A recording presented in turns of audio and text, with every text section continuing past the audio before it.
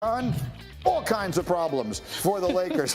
They lose again to the Jazz. They've lost 12 of 16 games in March. Now, they are hoping to have LeBron and Anthony Davis back tonight against New Orleans, and they will need that because as we speak, they are on the outside looking in at the play-in tournament. You see they're in a flat-footed tie with San Antonio, but it isn't really because the Spurs have the tiebreaker between the two of them.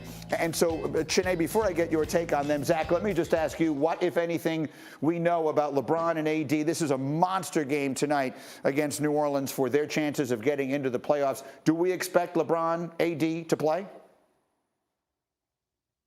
All the reporting and all I've heard is right now their plan is to try to give it a go, see how they feel today. But yeah, you're right, Greeny. This is a must-win. This is a must-win game, period. If they lose this game, they are in huge, huge trouble.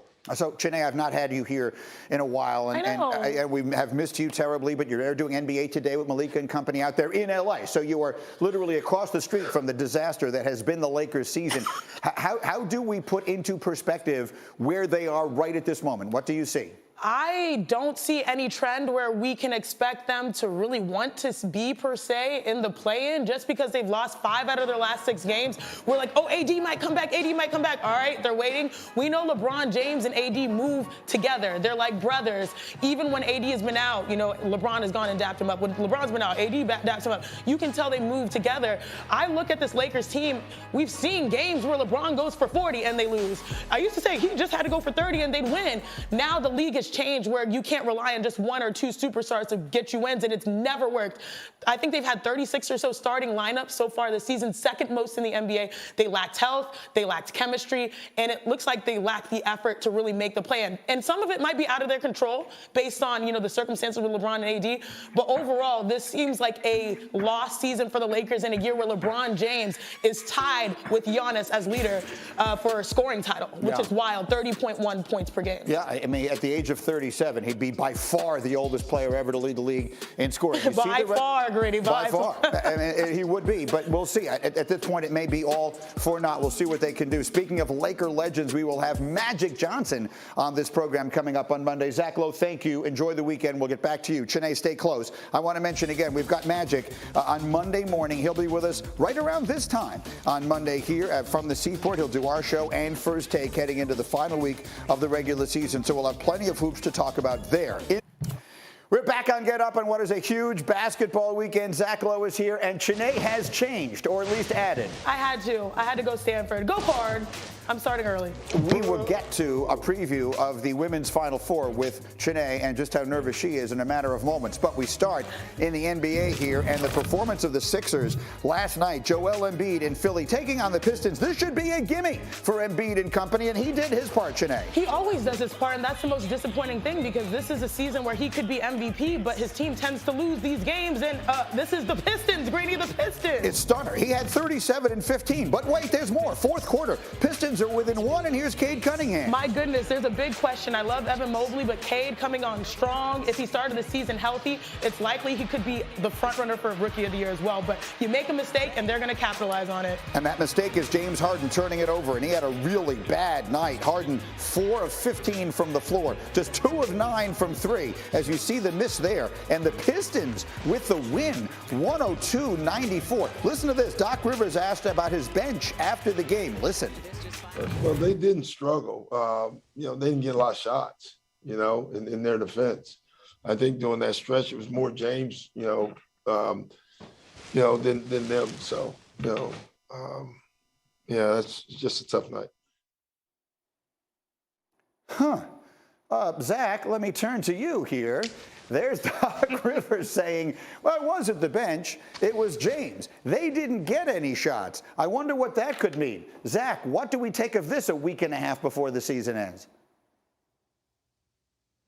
It's never a good sign when your coach just trails off and is like, it's just a tough night. Like you just had a bad night at the bar, so it's just a tough night.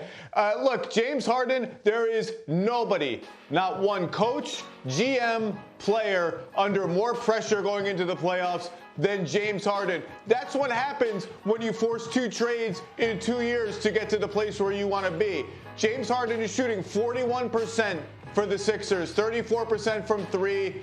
He doesn't look right finishing at the rim. He's still defending at, let's just be nice and say, a below average level. It's just flat not good enough. The Sixers are -9 with Harden on the floor and Embiid on the bench. That's not all on Harden. The Andre Drummond thing is proven to be a big, big deal for both the Sixers and the Nets. It's just not good enough right now. And if we don't get something close to peak James Harden in the playoffs, the Sixers are not getting out of the East. To be clear, Drummond, who he references, was one of those players traded in the deal with Simmons and Harden. He's in Brooklyn now. And so, Chiney, the question right there, level of concern for James Harden, how would you describe it? I am not necessarily so concerned because he's still one of the best players in the league. Now, the question is, how bad does he want it?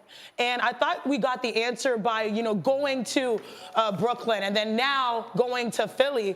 But the question now is, you're on Philly. How are you going to perform after risking it all to get there? And we're seeing a little bit of lackluster performances, especially in the fourth quarter, and their inability to close games that matter, and also games versus the Pistons where you're thinking about not just next season, the year after that. And so he can quiet down the noise, especially in the postseason. He should not have waited for the regular. We've seen 30-point games. That's cool, but we really need to see those wins and everyone playing better alongside him for him to quiet the noise. Yeah, pretty much every real measuring stick game they've had since they've gotten him, they've lost. And last night clearly doesn't go in that category. Meanwhile, let me run the floor. We open the hour with the game of the night and one of the best games of the year. Giannis with a clutch three that tied up a game against the Nets. You see him here working on Drummond and knocking that down. He had 44 points. And in the overtime, Kevin Durant missed that chance to win it at the buzzer, and the Nets beat Milwaukee 120-119. Elsewhere in Chicago, what a night for DeMar DeRozan. He had 50 points as the Bulls came back to beat the Clippers in overtime, 135-130. DeRozan had 27 of his points in the fourth quarter and the OT. A couple former MVPs head-to-head. Onto the Kumbo. Step back three for the tie. Got it! We are going to overtime. It's a three. It's off. And a foul. Durant for the lead. Giannis to the line. Needs one to tie. Two for the lead. 44 points for Antetokounmpo. It's Durant for the win. Milwaukee has won it in overtime. We opened with it. It might have been the game of the year last night. Milwaukee with an overtime, a thrilling overtime win behind 44 from Giannis in Brooklyn. Chiney's with us today, and Jay Will makes his way over from ESPN Radio. And I wanted to get, before we get to other matters, just a quick take from you. What a week. Giannis with the enormous performance against Philly and the enormous performance last night. What did he prove? So everybody talks about Jokic, leading the MVP candidate. I'm looking at him saying he had 40 and 14 versus Joel Embiid, had that block down the stretch. He beat up on KD last night to a degree, 44 points, 16 rebounds, 50+% shooting from the field. He is going to be having the opportunity